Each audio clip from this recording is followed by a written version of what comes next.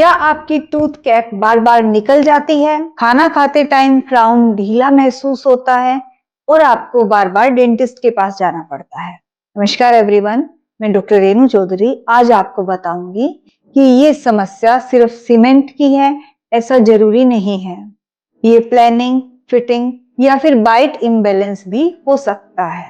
एक सही तरह से बना हुआ प्रॉपरली फिटेड क्राउन सालों तक स्टेबल रह सकता है, और अगर कैप बार बार निकल रहा है तो हमें इसके रूट कॉज को जानना होगा। कैप निकलने के मेन कारणों में सबसे पहला कारण है इम्प्रॉपर टूथ प्रिपरेशन। किसी वजह से दांत की हाइट कम होती है या फिर उसका टेपर कम होता है, तो कैप को दांत पर पूरी तरह से ग्रिप नहीं मिल पाती और जिसकी वजह से उसमें स्ट्रेंथ नहीं आती, वो स्टेबल नहीं रह पाता और बार बार निकल जाता है। इसका दूसरा कारण है इनएक्यूरेट मॉडल।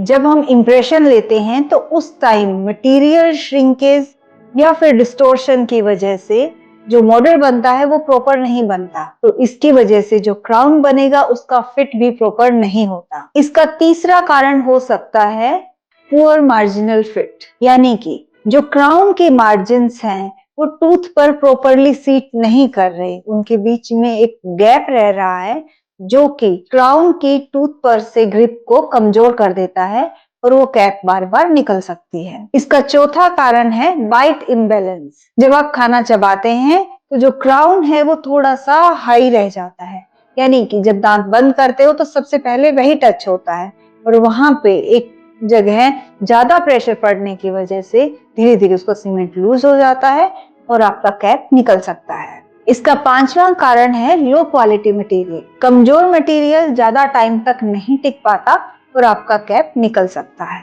इसलिए कैप का निकलना सिर्फ सीमेंट फेलियर नहीं है, ये पूरी तरह से क्लिनिकल वर्कफ्लो और उसकी एक्यूरेसी पर डिपेंड करता है। अभी हम जानेंगे कि इसका स्थायी समाधान क्या है। आज डॉक्टर रेणु डेंटल क्लिनिक में हम कंप्लीटली डिजिटल वर्कफ्लो फॉलो करते हैं। सबसे पहले दांतों का एक 3D स्कैन लिया जाता है, जिससे कि दांतों का एग्जैक्ट 3D मॉडल तैयार होता है, जिसमें ना तो मटेरियल श्रिंकेज का कोई इशू होता है ना कोई डिस्टोर्शन का इशू होता है, यानी कि मॉडल एकदम एक्यूरेट होता है।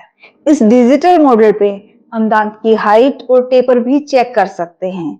अगर दांत का हाइट कम है तो हम लेजर क्राउन लेंथनिंग की मदद से दांत के हाइट को बढ़ाया जा सकता है, जिससे कि क्राउन का फिट अच्छा आए। फिर क्राउन को कैड सॉफ्टवेयर में डिजाइन किया जाता है, जहां की मार्जिन्स और फिट पर प्रिसाइज कंट्रोल होता है।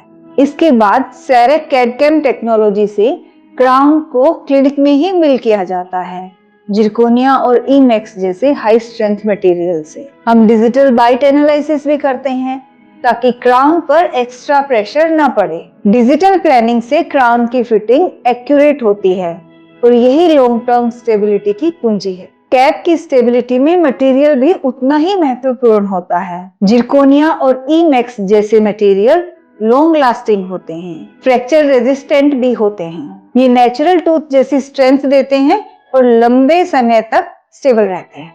अब जानेंगे कि इवैल्यूएशन कब जरूरी है। अगर क्राउन हिल रहा है, उसमें खाना फंस रहा है, खाना चबाने में दर्द हो रहा है या फिर मसूड़े में बार बार सूजन आ रही है, तुरंत अपने डेंटिस्ट से मिले। कैप का बार बार निकलना सामान्य नहीं है, ये संकेत है किसी अंडरलाइंग इशू का, जिसे कि डायग्नोस करना जरूरी है। प्रॉपरली डिजाइन्ड क्राउन सालों तक स्टेबल रह सकता है अगर प्लानिंग, मटेरियल और बाइट सही हो। अगर आप अपनी क्राउन या फिर ब्रिज से संतुष्ट नहीं हैं और बार बार सीमेंट करवाने से परेशान हो रहे हैं, तो इवैल्यूएशन करवाना जरूरी है। डॉक्टर रेणु डेंटल क्लिनिक निर्माण नगर में हम digital technology, 3D scanning, digital impression और डिजिटल बाइट एनालिसिस के साथ एक स्टेबल क्राउन प्रोवाइड करते हैं। टेम्परेरी फिक्स नहीं, सही डायग्नोसिस ही समाधान है। सही कारण समझिए, सही इलाज चुनिए और बार बार हो रही परेशानी से छुटकारा पाइए। अगर ये वीडियो आपको पसंद आया हो